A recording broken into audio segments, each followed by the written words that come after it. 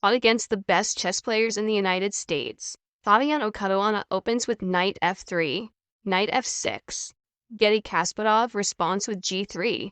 This is the ready opening, and now we'll see what Garry Kasparov has in store against this boring start. We have complete symmetry. Apparently, Garry wants to play this game quickly. This is, by the way, the last game in this tournament, and perhaps Garry is already tired. He's not a young man anymore. As you know, he gave up chess quite a long time ago. But let's get back to the game. So far, we have an unhurried development. Garry Kasparov plays following the old Indian defense, but Fabiano Caruana decides to flank both bishops, affecting the center. But perhaps now he wants to play d4 as well to attack the center not only with pieces, but also with pawns. That's why Garry Kasparov plays c5, not allowing him to play d2 through d4, but this move has a disadvantage. The square d5 is weakened. Now the knight can go to c3, then the second knight will go to e1, but in general white can occupy the square d5, but no, Caruana chooses another plan.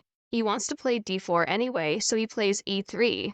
Kasparov plays knight c6, adds a blow on the d4 field, but also develops a knight, and now Fabiano Caruana has a crucial choice. He develops the knight on c3 for now, bishop f5. Now Garry Kasparov already wants to play bishop d3 in some variants, so we need to react somehow. Now is the right time to play d4, because then it might be too late. Because black can really block this field, play bishop d3, then e4, and put a mechanical block this way. That's why Caruana plays d4. He does everything correctly.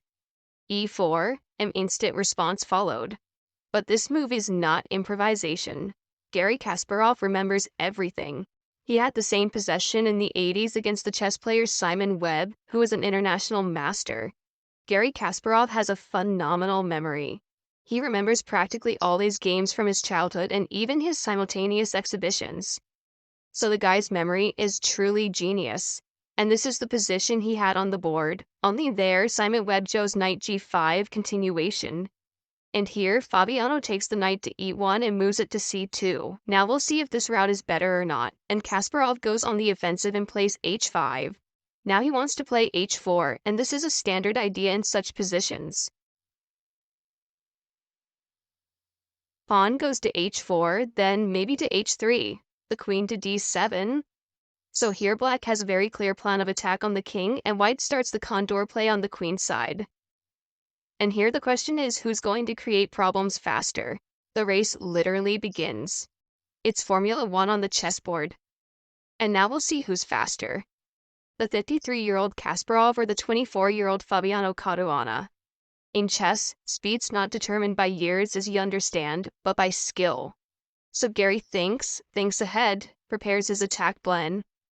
Because there are a lot of obvious moves, like queen d7 or h4. But he dives very deeply into the position, even in blitz games. And I'll tell you ahead of time that you should have had your pen and paper ready now, because you're going to see a simply brilliant example of the kingside attack from the world champion. Lessons from the champion are doubly valuable. So learn why Garry Kasparov is going to show you. Kasparov thinks, he plays h4. This is a standard advance in such positions. He can even play h3 on occasion to lock the white bishop, but he will have to go to the h1 field. But there's also the idea to play hg to weaken the cover of the white king. So it's reasonable to hold down the pawn on h4 for now to keep maneuverability. But Fabiano hesitates because he doesn't know how to stop this avalanche-like attack. He should have played h3 with the idea of g4. After hg, he plays fg and the f-file hides. And if black plays, say, queen d7, we can play g4 without fear of bishop sacrifice, because here we have the move f3, and as a result, white repulses, even saving an extra piece. So the move h3 allowed him to hold the position, but the bishop a3 is played by Fabiano Caruana and Kasparov is a bit confused. But he attacks the pawn c5 and wants to play b4. So there are two ideas for this move. So far b6 is played by Kasparov. He protected a pawn out of harm's way, but could not even do that.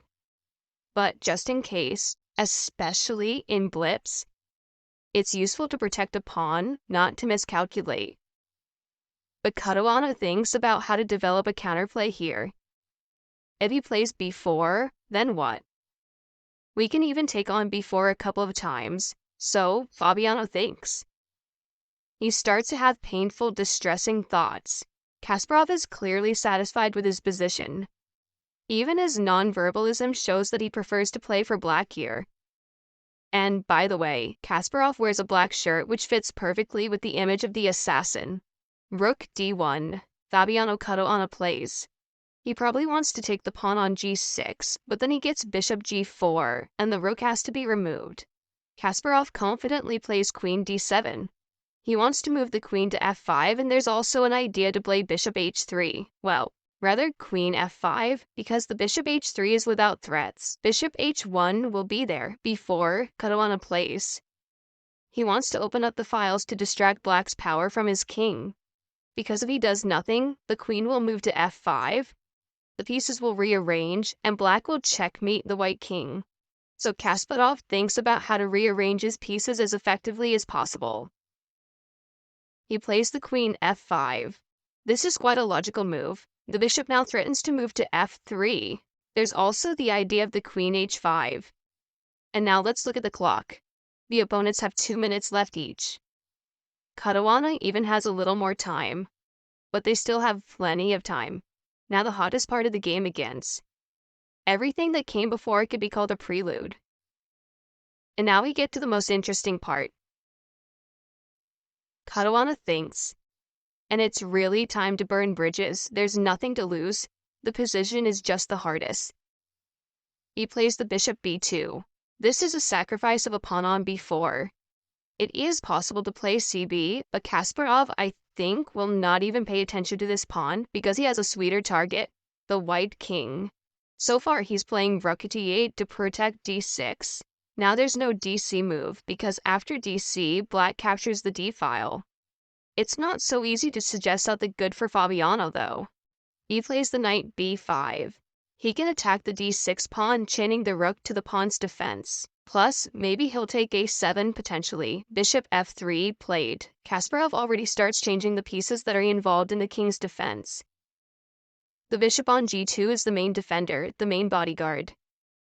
And so Garry Kasparov tries to eliminate him. He really does act like a hired assassin. First he removes all bodyguards, and then he gets to the boss.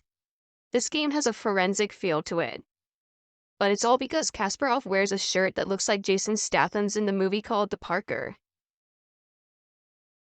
d5 is played by Fabiano Caruana. He opens the way for the bishop and attacks the knight. Some change is happening though, because the bishop on b2 was inactive, but now at least he has some work to do. It can capture the knight on f6, so this knight doesn't take part in the attack. Knight e5, Kasparov plays. The knight is exchanged. The rook takes e5, knight e1. The knight has joined the defense. It seems the Fabiano Caruana managed to consolidate the defense somehow. And let's see if Kasparov can find some additional resources for the attack. Because the knight has really joined the defense, the bishop is here, plus the important knight is exchanged. It seems that the worst is over. But really, this is just me cheering up Fabiano Caruana fans because Garry Kasparov is ruthless. He plays hg. Here Fabiano thinks, should he move the h-pawn or f-pawn? If he goes for the h-pawn, then he can just drive in on the h-file, play queen h5, then knight g4. That's why he plays fg, so that the king has the f2 square to escape. The queen can also go to f2. Also, the pawn can go to h3. Bishop h6 is played by Kasparov. He attacked the e3 pawn just in case. Fabiano plays rook b1, king g7. He just wants to put the rook on the h-file, play rook h8, and mate on the h-file. That is, Kasparov connects all the pieces to the attack. Caruana plays rook b3. And it turns out that rook h8 cannot be played because the pawn hangs on d6. So Kasparov thinks about how to activate his rook. He can't move the rook to h8 right away, so he has to look for some other ways to strengthen the position, and he doesn't have much time. Kasparov has only 40 seconds left. He plays queen h5. He wants to play the knight g4 and attack the pawn h2. Also, the pawn on e3 will be in danger. So again, the tension hangs over the board over the position of the white king.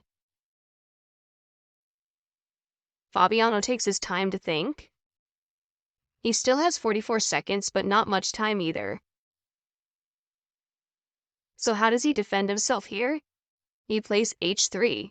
He wants to play g4, which is the idea we talked about earlier. He wants to push the enemy out of his territory, to push the entire black army into their camp. Kasparov plays knight h7.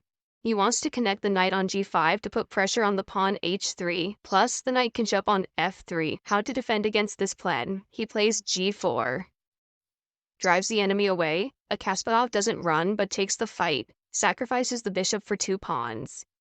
And it turns out that it's absolutely impossible to escape with the king now, because on the king f1, there'll be the rook f5, and the further the way to the king is cut off. So Fabiano tries to exchange the queens and plays queen d1, but of course Garry Kasparov refuses and plays queen g3. And now, the position is even more aggravated. The pawn on e3 hangs. The rook h5 threatens, the knight g5 threatens, everything threatens. Any move threatens the white king. Knight g5, Kasparov plays, connects the knight to the attack. All the black pieces are involved in the attack. King h1 is, of course, a very sure corner move. Given that the h-file is completely open, this looks like suicide. Rook h8, Kasparov plays. He connects the last piece to the attack, and king g8, he just clears the way for his bishop. Kasparov wants to play f8 to capture the knight on d6. Bishop f8, check, king g1. Knight h3, king f1. The knight is captured. Now the rook f5 is threatening to check. What do we do here? Fabiano has 5 seconds left. He takes the knight, rook f5 check. He has to play knight f3, and after rook captures f3, Fabiano admits his defeat.